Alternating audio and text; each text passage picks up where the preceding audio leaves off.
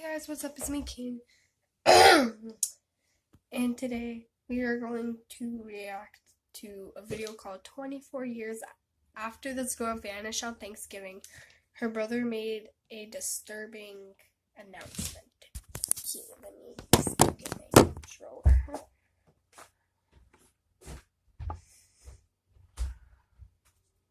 Sorry, guys. We'll start the video. You're not going to be able to see the video. That's the part, but I guess I'll turn up the volume for you to hear what it says. Okay, now wait. I'll turn it up like 11. Yeah. Oh yeah, this is from Fox. Blech. 24 years after this girl vanished on Thanksgiving, Okay. her brother made a disturbing confession. Okay. In a police interview room in Florida, a young man labors over a confession. His sister disappeared more than 24 years ago, and officers are trying to close the case. Okay. Does David Lambert know more about the mystery than he's been letting on? As investigators edge closer to the truth, a disturbing secret is apparently revealed. The story begins on November 27th, 1985, when David and his sister Martha Jean are living with their parents, Howard and Margaret, in St. Augustine, a city on the northeast coast of Florida. Like many of their neighbors, the Lamberts live in a trailer in a semi-rural area a few miles away from the area's popular beaches. At the time, David was 14 and Martha Jean was 12. A seventh grade... 12. Martha Jean. There's a girl named Martha, and I need to find her. Later at the city's Catalinas Junior High School, she was of small stature, weighing only 70 pounds. However, according to David, she had a combative nature that made her a force to be reckoned with, despite her slender frame. That day, the Lamberts were getting ready to celebrate Thanksgiving. Unfortunately, they burned the turkey, and Howard reacted with anger. Eager to escape their father's shouting, So weird. Because the dad got angry. The dad got angry because the turkey was burnt. And to get away from whatever. And then the kids got away from the screaming bye. David and Martha Jean left the trailer. And Okay. as they wandered around the neighborhood, David gave his little sister some money to spend at a local store. Eventually, David and Martha Jean arrived at the defunct Okay, that's nice of you. I would probably do that to somebody. I don't know. Florida Memorial College. By then, the building had already been abandoned for several years. And even though it was scattered with rubble and shards of glass, it was a popular place for the local youngsters to play. In fact, in a 2010 interview with the St. Augustine Record, one detective described it as like a poor kid's Disney World. Sadly, David and Martha Jean's adventure was about to take a tragic turn. According to David, his sister had decided to leave the abandoned college and go somewhere else to play. After that, she simply vanished. And even though police launched an investigation, no trace of the girl could be found. What?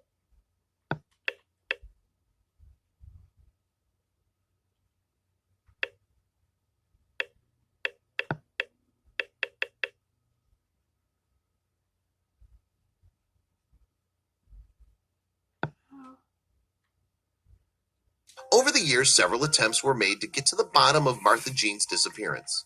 And right from the start, detectives had suspected that David may have known more than he was letting on. But without any clear evidence to prove a crime had been committed, they were unable to take action against him. Meanwhile, life in St. Augustine moved on. Devastated by their daughter's disappearance, Margaret and Howard went their separate ways. Then, in 2000, David found himself in trouble with the police after allegedly attempting to write a bad check. And when they picked him up, he reportedly made a bizarre confession. Alright. Let's hear this. This is the big moment, guys. With the crap. This is a big moment.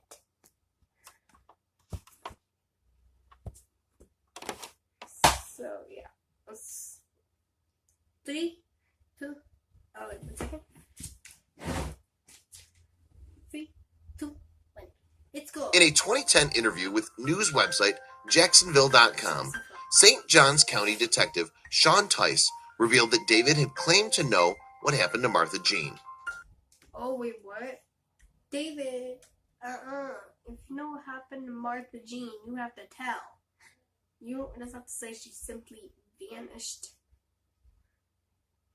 That's weird. I need to get this off my chest, Lambert is reported to have said. Yeah. Everybody needs to get all their stuff off their chest. I'm responsible for my sister's death.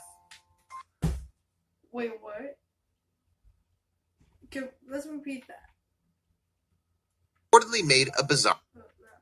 claim to know what happened to Martha Jean. I need to get this off my chest, Lambert is reported to have said. I'm responsible for my sister's death. Pow! What the crap? Yo, that's messed up.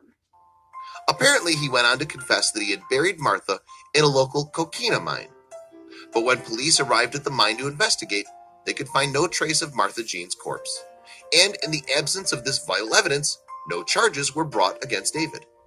Then in June 2010, Tice and another detective, Howard Cole III, made a final attempt to solve the most lengthy missing persons case that the county had ever known.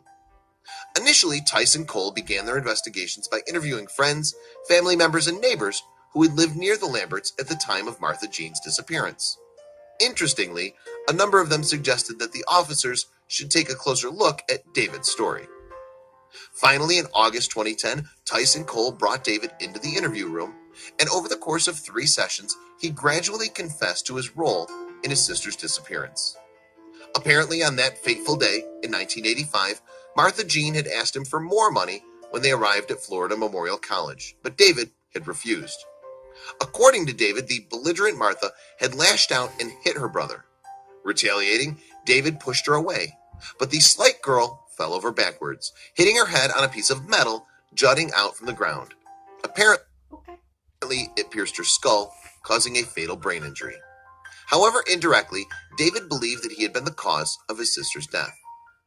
According to Tice's report, David said that he had tried to help the girl at first. D. Lambert stated when he lifted Martha up, there was a large hole in the back of her head, and blood was pouring out, he wrote. Whoa, that's messed up. D. Lambert stated he initially called for help, hoping that someone would be walking by and hear his cries. But when no one came, David took matters into his own hands.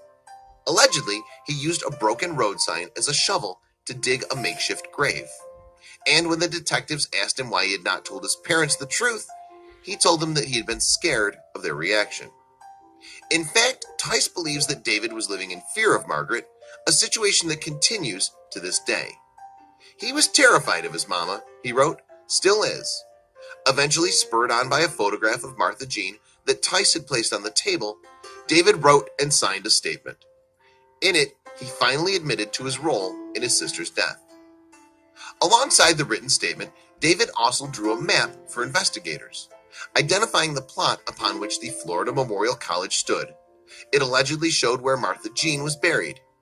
Duly, a team was sent out to investigate, but even though trained police dogs reacted to a certain spot, the crew were unable to locate a body. However, Margaret has not been as easy to convince. According to her, David has been known to invent stories in order to get attention. And she doesn't believe his confession. Instead, she believes that her daughter was kidnapped. Adding to the confusion, David himself later withdrew his statement, claiming he had only told the officers what he believed they wanted to hear. Despite Margaret's protests, David arrested. For one, he lied. His mom caught him lying red-handed to the police. And then, what happened? The confusion, David himself later withdrew his statement. Later say, oh, it's just a little thing. I really Claiming he had only told the officers what he believed they wanted to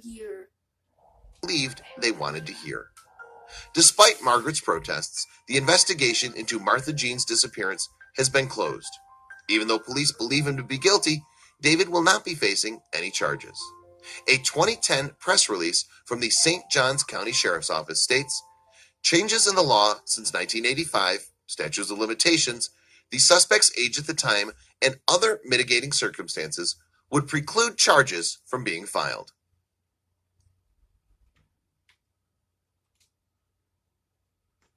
Alright.